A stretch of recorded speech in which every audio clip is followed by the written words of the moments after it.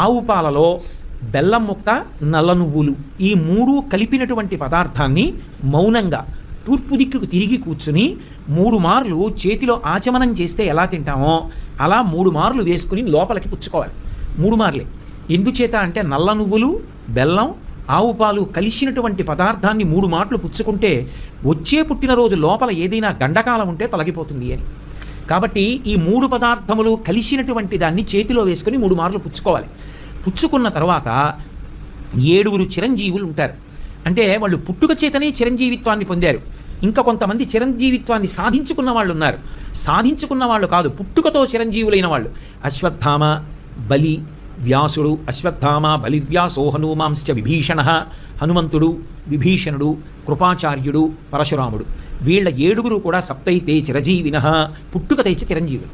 ఈ 7 పేర్లు మనసులోనన్నా స్మరించాలి, పైకన్నా చెప్పాలి.